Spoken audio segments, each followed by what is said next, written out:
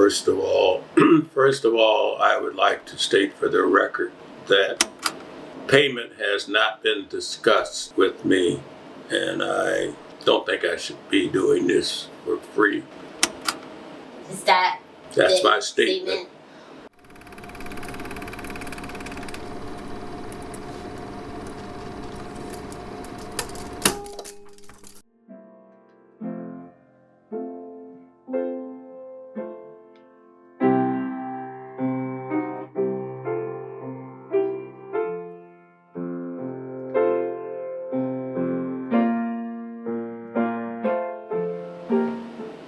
What is your name? My name is Kay Alice Taylor Alford. Where were you born? Cup, Illinois. Cup was where I was born and even started a little bit of school, maybe kindergarten. 20s, 30s, 40s, it was known for its mining, coal mining, which supported the county. The county, this part of Illinois, was known as Bloody Williamson County because of the miners' strike due to Negro workers being employed. But it was just a little spot in the road. So would you say it was more country than urban? Oh, definitely country. Definitely country. My parents were the local Negro teachers. My father, he taught math and science and coached the basketball games, basketball team. And my mother was the language and foreign language English teacher, and that was more than enough. There were only two teachers, my father and my mother.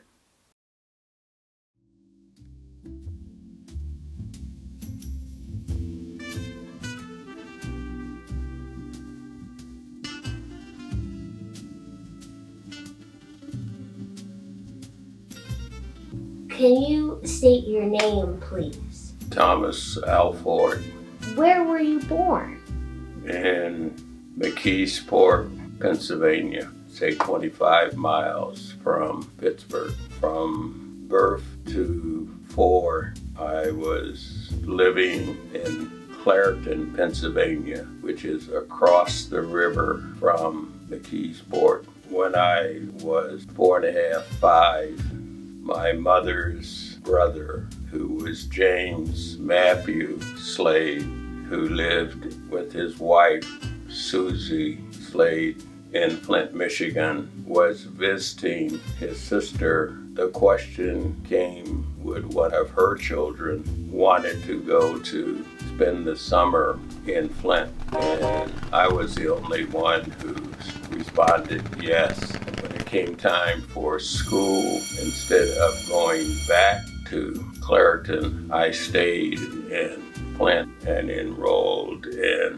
Roosevelt Elementary School in Flint. And so all of my schooling from K through 12 was in the Flint, Michigan school system. They were good parents. They had no children of their own, but their parenting skills were excellent in my view. They encouraged me to just be a good student and to take advantage of opportunities as they came up. They encouraged me to do well in school, good grades, and to plan on going to college. I would also say because they were religious individuals, always believed that I should be able to participate in Easter and Christmas programs, and that I should be able to memorize long speeches.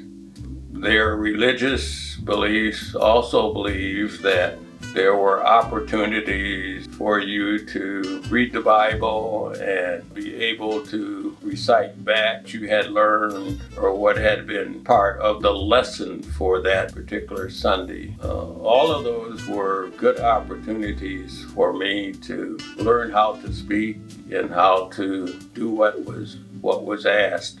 And I'm appreciative of that because I learned very early in life that I was not a singer, I was not a dancer. I was never big enough, strong enough to be an athlete. So those skills, I did not try to pretend that I had. But there were skills that I did have, and they encouraged me to exercise and practice and to do those things. And because of that, I'm very comfortable even today speaking in front of an audience, whether it's two or more than two. You went to school with both black and white children? That is correct. Flint, Michigan had an integrated school system from the time before I entered the school. And it was integrated the entire period. This was not segregated school system. Everybody was treated as an American student. When my father died, we moved to Tennessee, Dyersburg, Tennessee, to stay with my grandparents and went to school there. It was the school for the Negroes again. And we stayed there about 2.5 years, and then Mother came back to work in Carbondale as a teacher there. We all lived together in one house for a while. It was a modest house, but it kept all of us. I mean, at that time, I guess there were about 2, 4, 5, 6, 7, maximum of about 7 people lived in it at one time. But most of them were like my uncle, my mother's brother, Uncle Roger and his wife. They were both teachers. My Uncle Roger helped my sister learn math at an early age. My grandfather, he was a janitor for the United States Post Office, which was considered the best job in town for Negroes, besides being a teacher. My grandmother, Big Mama, she stayed at home. She kept the families going, clean, fed. My life, as far as I was concerned, was a good life. I enjoyed going to school. School was fun, happy time. Lots of children to play with, since I didn't have that many to play with in either Cup or Carbondale or Dyersburg. So moving into middle and high school. Attucks High School was next door, but for some reason, my mother enrolled me in the University High School, which was a special high school built right across from Southern Illinois University. And we always said that it was a high school built for the college professors' children. So how many were in your freshman class? No more than 15. So it was a very special school with very few Negroes in each class. In my class, there were only 2 Negro girls in the freshman class. There were more Negroes in the senior and junior classes, mostly boys who were athletes. And that's why they were in that school, to be the football and basketball players. There were no boys in the freshman or sophomore level, just 2 girls, and there were no Negroes that were sophomores. What did you join any clubs at this school? Were you focused on your academics? The one club I joined was a choral group that I was in for 3 years. It met at nighttime. The group was good. We won state championships consistently. Did you play any instruments growing up or at this time? Yes, I played the piano and I played an organ for the church, which was right in front of our house. All 3 of us played piano. Mother, sister, myself. My mother was a sick mother. She did not participate that much outside of church and home and work. She had trouble with pneumonia. But Mama bought the TV for us for entertainment in our house so that we would not have to go out for entertainment.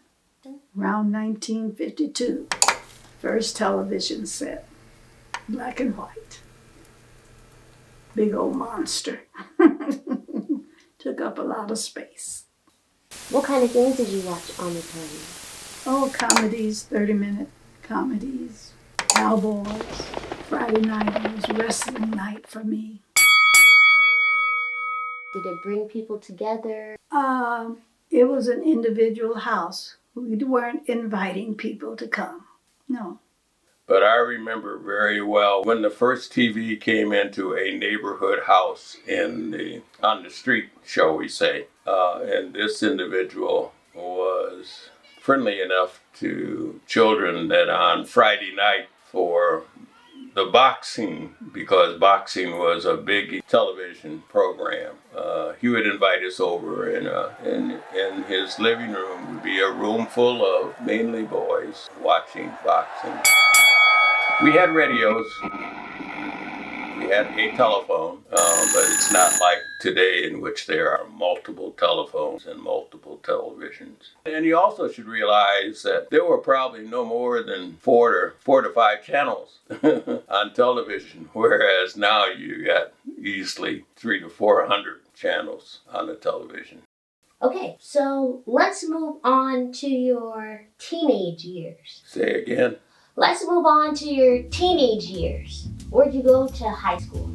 I went to Flint Northern High School, which at the point that I was in school, there were only two high schools, public school high schools in Flint. Northern, which was on the north side of Flint, and Central, which was on the south side of Flint. But I did get decent grades, and I did graduate from high school. I did take classes that at that time were thought to be college preparatory classes.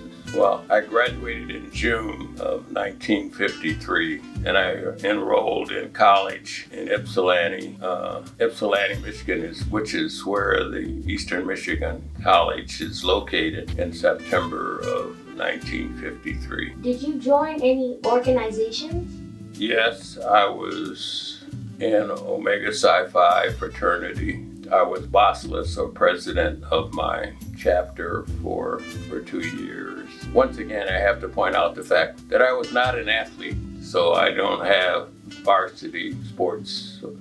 I did play intramural football, or whatever you want to call it. Not football, I would say. No, yeah, I probably did play football, or tried to play football.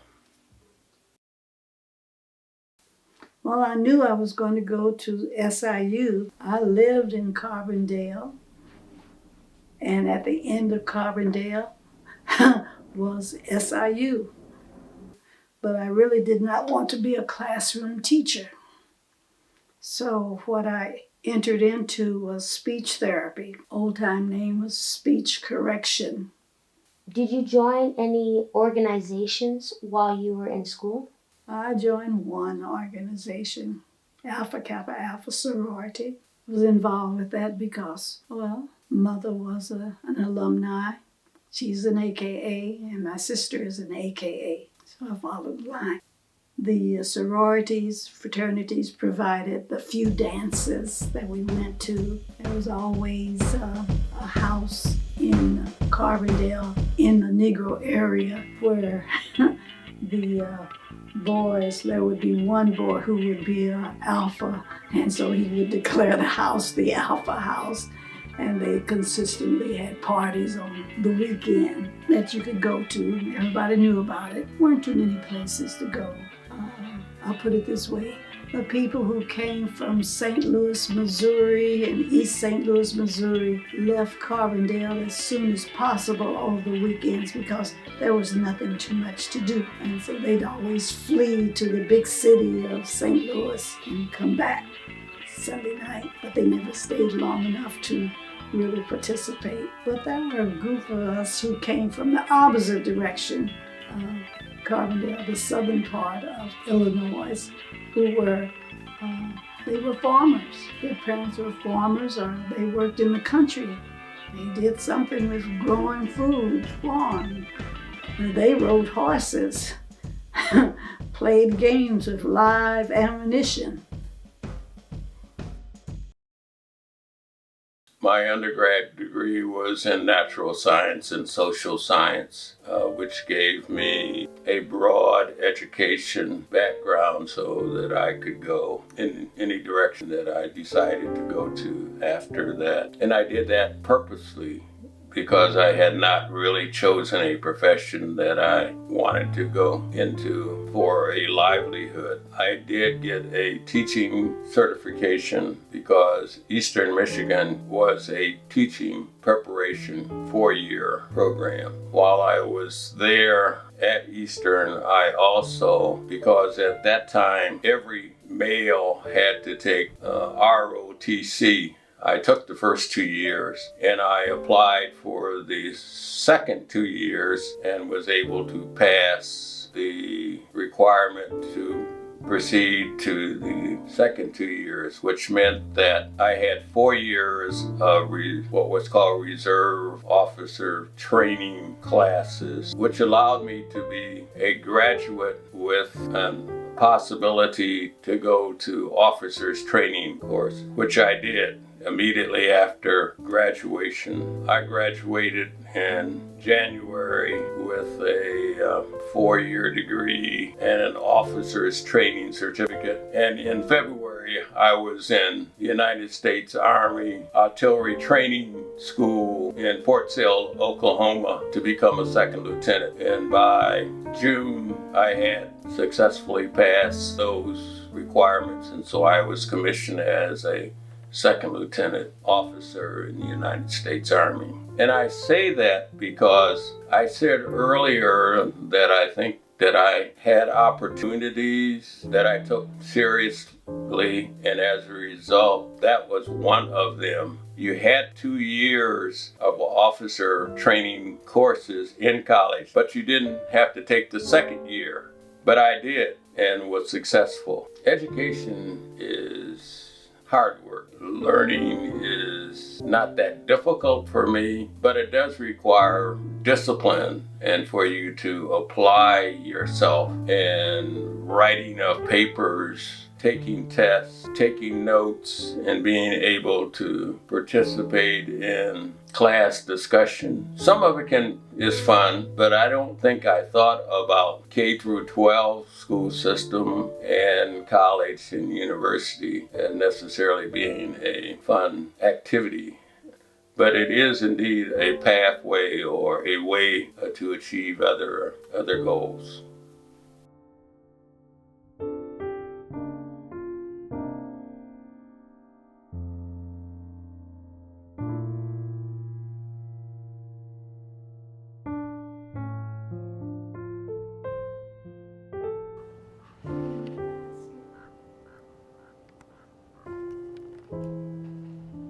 See, we're standing close to each other.